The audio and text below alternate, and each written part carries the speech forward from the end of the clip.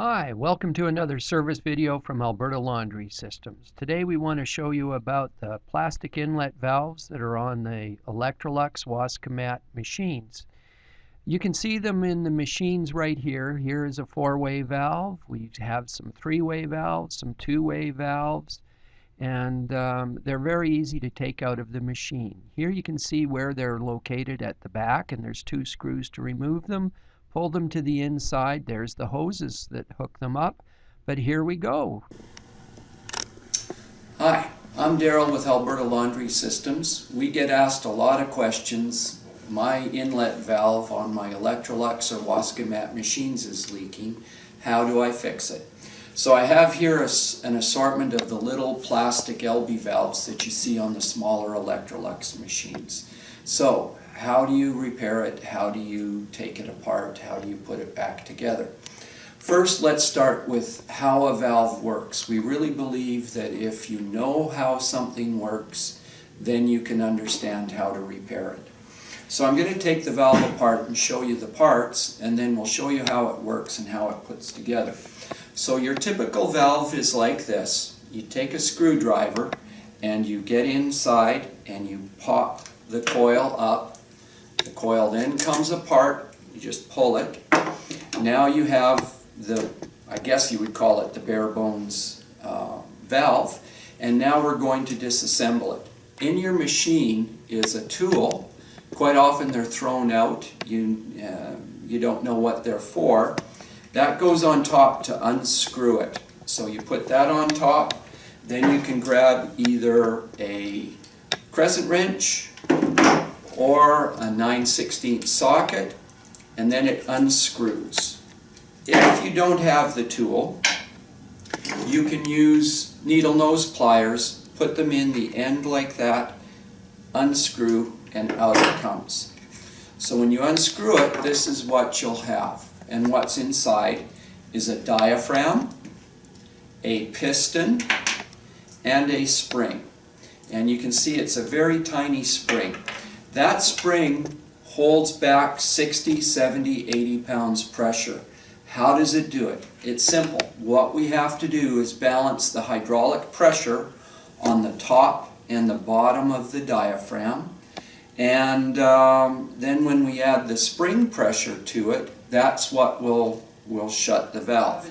So let me show you. There's water pressure coming in. It goes in. There are micro holes in the diaphragm. So if I go back over here and show you the diaphragm, if we can get a good close-up on this,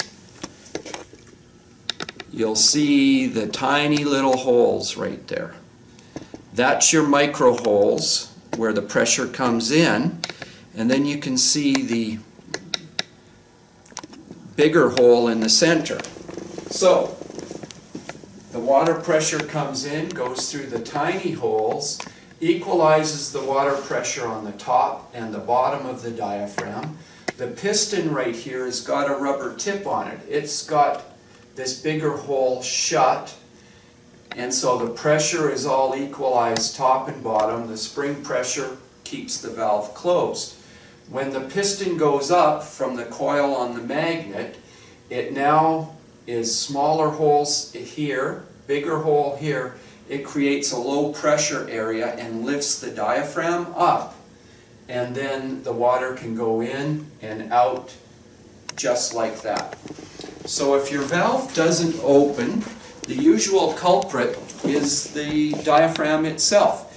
We may have the little micro holes plugged. We quite often find in springtime when there's a lot of silt in the water. Or if you don't have inlet screens, that also affects them.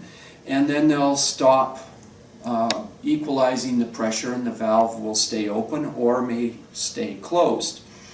Another issue we found is we have the stem here. We've got plastic that may flake off with an old valve. I've seen them 30, 40 years old, and they will get so that the little flakes of plastic will get in underneath the hole and prevent the diaphragm or the piston from seating down in there. Another issue you can find is the piston can wear, and you'll get bad rubber on there, and it can't seal properly, so you can't seal the pressure on the top, and as a result the valve will leak all the time. Easy to fix that. Get yourself a little bit of emery cloth, tear it off, hold it here, and then resurface the front or the piston diaphragm. Put it together, easy. Spring in, and these springs, they're easy to lose, so be careful with them when you take it apart. That goes on. Put that in. Screw it down. Sorry, I've got a little shake in my hand. I think I've had one too many coffee this morning.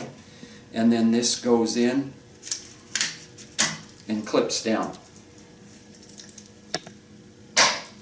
You'll see it clips, and you have to have your little tabs there aligned to get it to go down fully. This is a single valve. We have dual valves. You'll see that there's restrictors in different areas, different spots, and they're easy to repair, easy to replace. If you have any issues or questions, phone us here at Alberta Laundry Systems, and we're more than happy to help you over the phone. Thank you very much. Alberta Laundry Systems has been in business for over 35 years, providing quality service to the Alberta, BC, and Saskatchewan markets. Please let us know if you find these videos helpful, and we'll continue with more. Thank you very much.